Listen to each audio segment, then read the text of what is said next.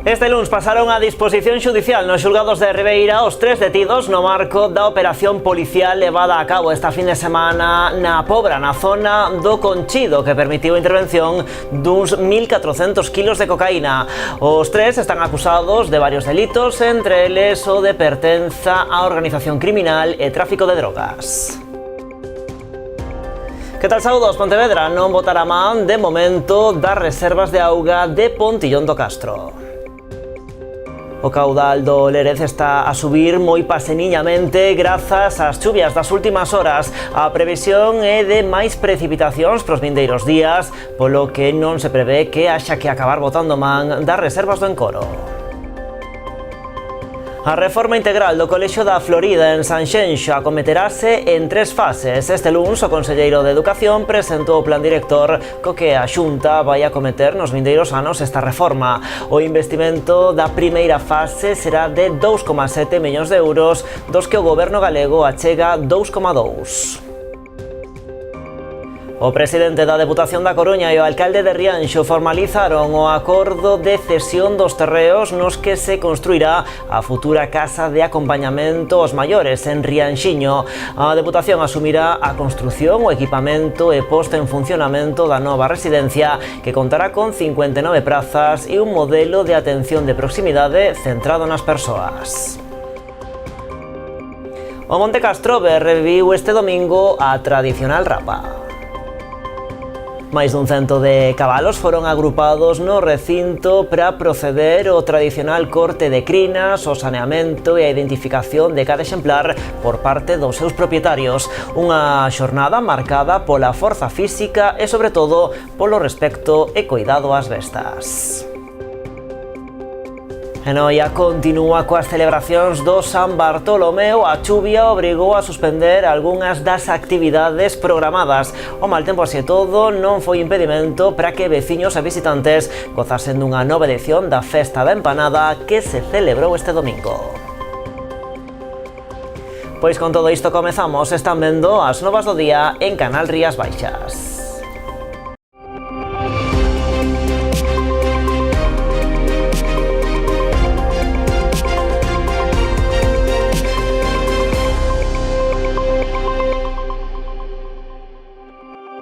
E arrancamos con ese novo golpe ao narcotráfico na Pobra do Caramiñal.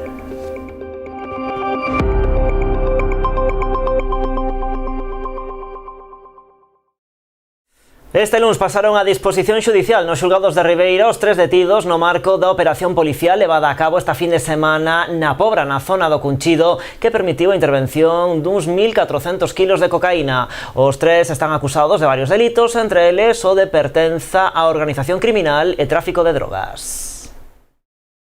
Este é o momento no que os 3 detidos chegaban esta mañá ao xulgado de Ribeira para prestar declaración ante a xuíza que leva o caso, como presuntos responsables dos delitos de pertenza á organización criminal e tráfico de drogas. Os 3 son ata o de agora os únicos detidos en relación á operación desenvolvida esta pasada fin de semana na Pobra, pola Policía Nacional en colaboración coa DEA, que permitiu a intervención de 1.410 kilos de cocaína, cuxo destino podería ser Centroeuropa. Un dos prendidos é o líder do clan dos Fanchos, o que sitúan como encargado de coordinar a recepción e custodia da droga. A Policía Nacional iniciou a investigación tras ter coñecemento o pasado 20 de agosto de que se produciran varias descargas con embarcacións nunha praia do municipio. Ao parecer, a droga fora trasladada a un pendello e a unha vivenda propiedade do líder do clan, na zona do Conchido. Ante o temor a que se iniciara o traslado e a distribución da droga, procedeuse á súa detención e o rexistro de todas as propiedades investigadas. En total, 1.410 kilos de cocaína, 100 gramos de heroína e diverso diñeiro en efectivo, así como outros efectos de interese para a investigación. A operación permanece aberta e baixo segredo, polo que non se descartan novas detencións nos vindeiros días. Levamos 40 anos entrando na túa casa, instalando os teus soños e coñecendo o teu nome.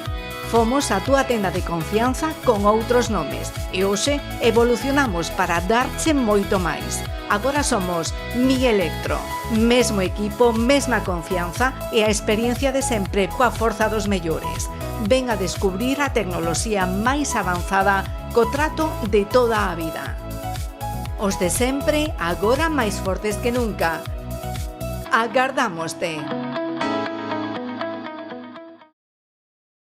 Agosto vaise despedir nas Rías Baixas con chuvia e un ambiente preoutonal, un respiro para os municipios da contorna que se atopan en situación de alerta por escaseza de auga. É o caso de Barro, Marín, Meaño, Poio, Sanxenxo ou Pontevedra. Na capital, o alcalde explicaba este luns que o caudal do Lérez está a subir, pero moi paseniñamente. Agarda que as precipitacións que se prevén pros vindeiros días eviten que haxa que acabar recorrendo a coller auga do Pontillón do Castro. Este luns era precisamente a data límite que marcara o Concello de Pontevedra para abrir as reservas do encoro. De momento o río está subindo respecto a hai 2 ou 3 días, está subindo o caudal moi lentamente porque non choveu moito. Hai sitios onde choveu moito, pero curiosamente en Cerdedo do Cotobad e en Forcarei, que onde se recolle toda a agua que vai a parar ao Lérez, choveu menos que en outros sitios. Pero bueno, a previsión é que hoxe, pero especialmente mañán e pasado, pues chovan cifras importantes. Por lo tanto, si o río sube de nivel e onde se fai a captación tamén, pois, bueno, pues hai unha certa previsión de que non vai a ser necesario de momento collelo a agua do Pontillón. E o PP de Boiro volve cargar contra o Executivo local polos problemas derivados do mal funcionamento da rede municipal de abastecemento de auga. Os populares acusan o equipo de goberno pola mala xestión deste tema e urxen a buscar unha solución o máis axiña posible. Reclamanlle unha auditoría sobre o estado actual da rede municipal e que se destine maior investimento á mellora do servizo. O Partido Popular volve a recoller o malestar de moitos veciños de Boiro que se viron afectados este verán polos problemas derivados do mal funcionamento da rede municipal de auga. Para o Partido Popular esta situación ten un claro responsable, que non é outro que o goberno municipal, pola súa mala xestión. Boiro multiplica su población en verano por el turismo. Eso pasa todos los años. Esto no es nuevo, eso lo conoce desde siempre el señor Martiño. Martiño sabía perfectamente que la demanda de agua iba a subir y prefirió cruzarse de brazos. No es el primer año que firma un mando restringiendo el uso del agua, pero la culpa siempre será del cambio climático o de cualquiera que pase cerca, nunca de su manifiesta incapacidad para gestionar este servicio básico. ¿Y en qué se gasta Martiño el dinero de nuestros impuestos? Se los gasta en proyectos faraónicos que nadie ha pedido, en propaganda institucional y farándula. Mientras los vecinos no pueden ducharse en verano ni poner la lavadora, este gobierno prefiere enterrar más de 4 millones de euros en un auditorio. Priorizan obras innecesarias, circo y propaganda por encima de las necesidades reales de la gente. No necesitamos un auditorio de 4 millones de euros si non hai presión de agua en las casas. Dende o PP reclaman o equipo de goberno a realización dunha auditoría sobre o estado actual da rede municipal e que se destine maior investimento á mellora deste servizo. Exigimos a Martiño unha auditoría urgente del estado de la red de aguas y que en el próximo POS sea invertido íntegramente en la red municipal de aguas, ampliando los depósitos actuales, creando otros nuevos y colocando grupos de presión en puntos estratégicos para que aquellas zonas que sufren los cortes de agua durante el verano solucionen este problema. Exigimos que se frenen los gastos innecesarios y se destine inversión real a los servicios básicos. Pagar más impuestos para recibir peores servicios es una estafa política.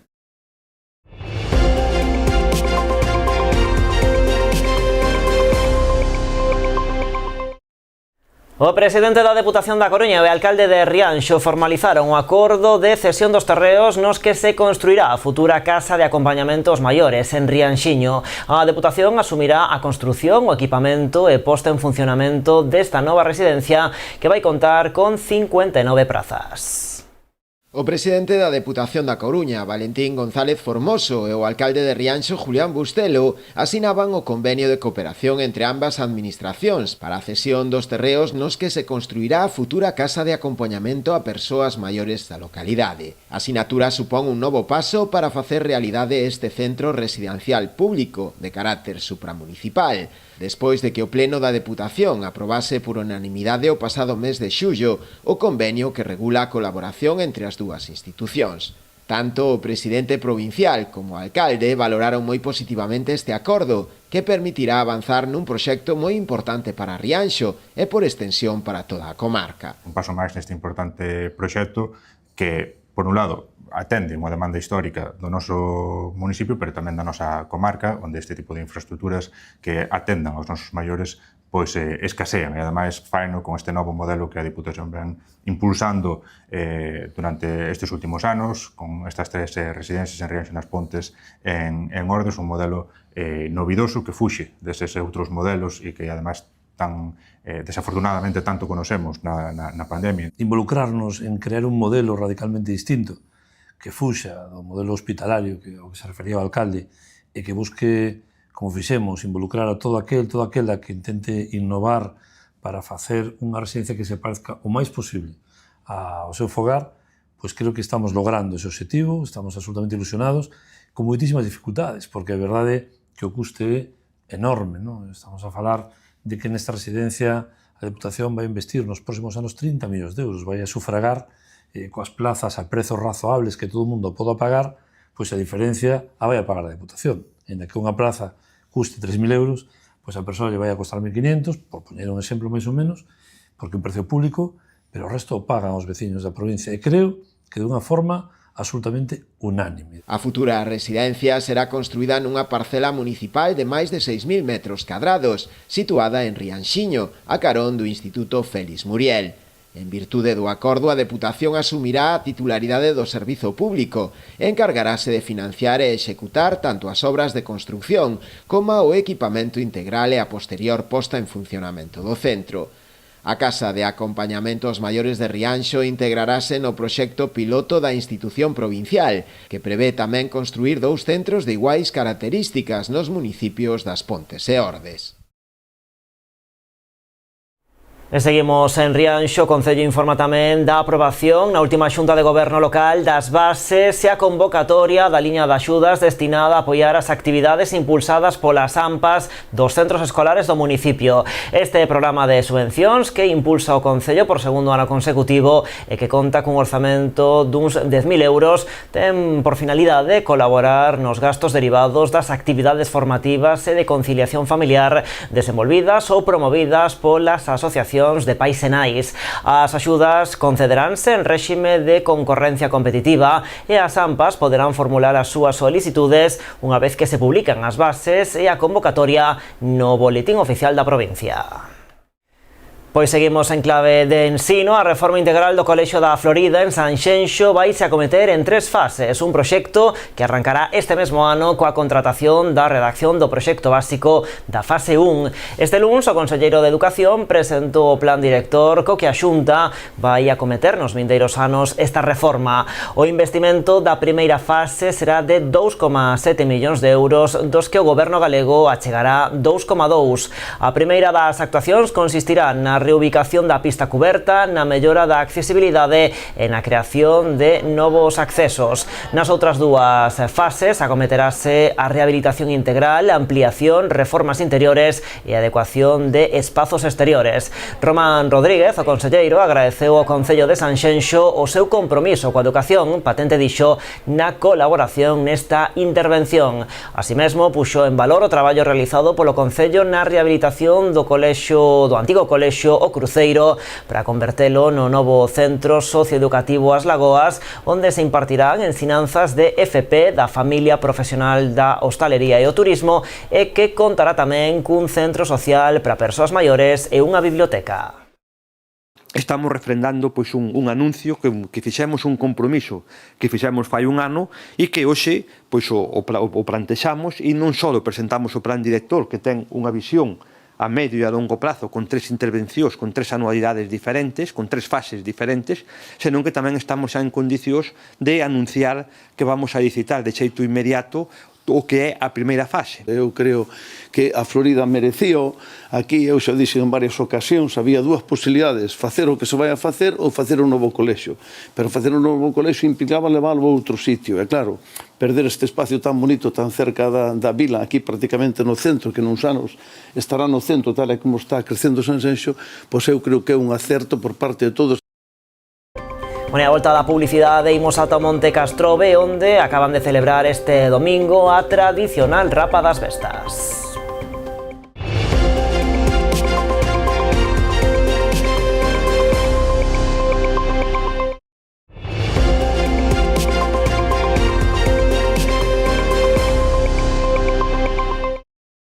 Aquí seguimos nas novas en Canal Rías Baixas. O Monte Castrobe reviviu este domingo a tradicional Rapa das Bestas no curro de San Ramón.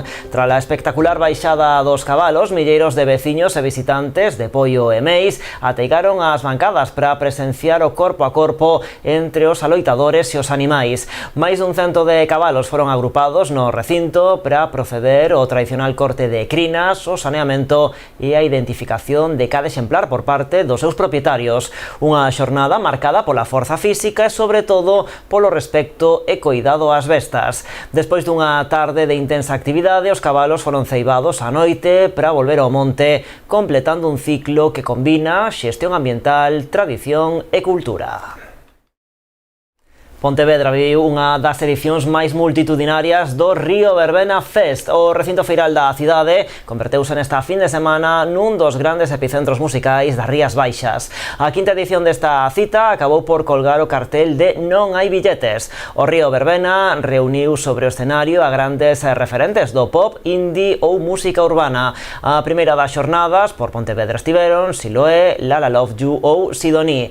Un dos momentos máis agardados foi xa no segundo día co directo de Love of Lesbian nunha das súas últimas citas antes do seu parón indefinido. Nesa mesma xornada tamén subiron ao escenario Xoel López, Carlos Ares, León Benavente ou Sanguijuelas del Guadiana. 2 días de concertos que combinaron talento local e grandes nomes, deixando tamén un gran impacto na hostalería e hotéis da cidade, da súa contorna. Dende a organización, por certo, apuntan que tomarán nota para a vindeira edición para evitar que se volvan repetir situacións de colapso como as vividas nos accesos na primeira das xornadas. A pesar diso, o público, van escoitar agora, estivo máis que entregado durante todo o festival. En nova edición do Vila Blues en Vilanova, os días 28 e 29 de agosto, o municipio encherase de ritmo, soul, funk e, por suposto, moito blues. O cartel deste ano chega con propostas internacionais de primeiro nivel, destacando a visita dos británicos Dr. Feelgood e os franceses Principles of Joy. A cita aposta tamén polo talento galego como Best Boy ou Rockin' Gina. En total, máis dunha vintena de actuacións de balde en varios espazos do municipio, como o auditorio, o multiusos, a estación marítima ou a confraría. Ademais, tamén hai previstas actuacións ao aire libre e animacións de rúa, xunto con distintas propostas paralelas. É convertir a Vilanova de Arousa, gracias ao esforzo desta xente, na capital, polo menos de Galicia, da música do gospel este fin de semana. E do blues. É unha cousa única que non nos damos conta. Presentámoslo así, estamos aquí 15 minutos, 20, presentamos, non, hai que ver o cartel. Pois imos con máis propostas, agora falando de teatro. O ciclo Outes a Escena incluirá un total de 19 espectáculos dirixidos a todo tipo de públicos. Serán nas fins de semana no período de setembro a xaneiro na Casa da Cultura da localidade. Como principal novidade este ano é que a organización amplía a oferta ao público de 0 a 4 anos con 3 pezas adaptadas para a primeira infancia. Para facilitar o acceso aos espectáculos, poránse á venda 3 modalidades de bonos. As entradas individuais para cada función poderán adquirirse a través da web outes.gal ou ben de maneira presencial na Casa da Cultura a mesma semana na que teña lugar a representación.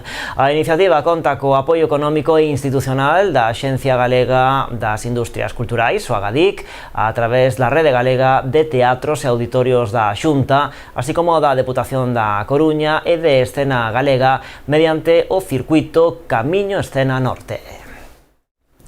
E agora marchamos de festa, Noia segue de cheo coas celebracións do San Bartolomeu. A chuvia obrigou a suspender algunhas das actividades programadas. O mal tempo así todo non foi impedimento para que veciños e visitantes gozasen dunha nova edición da Festa da Empanada que se celebrou este domingo.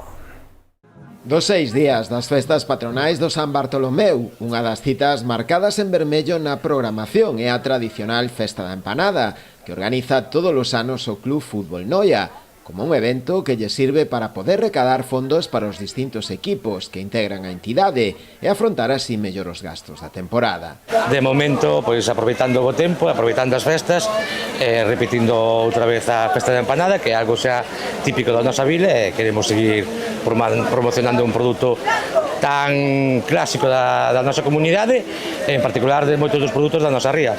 Cantas edicións levades aproximadamente? Nos levamos 7 edicións, desde que volvemos retomar a tradición de volver a facela.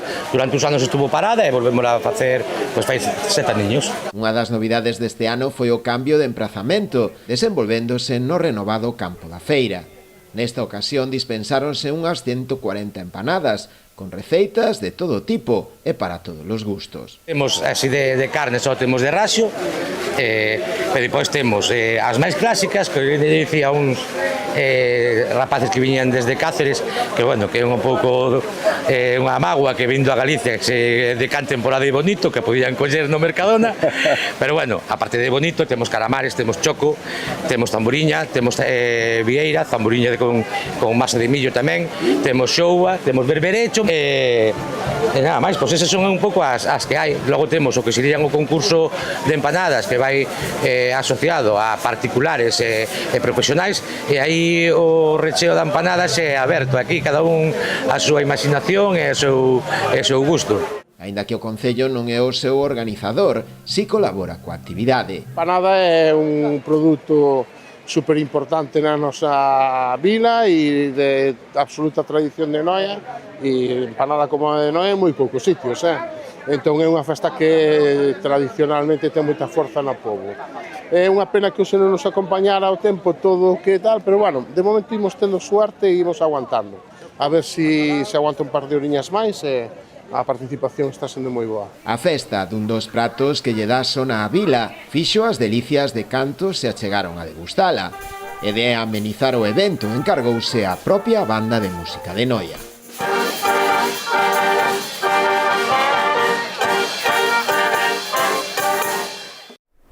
Pois así, coa Festa da Empanada en Noia rematamos por hoxe o tempo das novas. A actualidade continúa en canalriasbaixas.com e tamén nas nosas redes sociais. Como sempre, graciñas por estaren aí.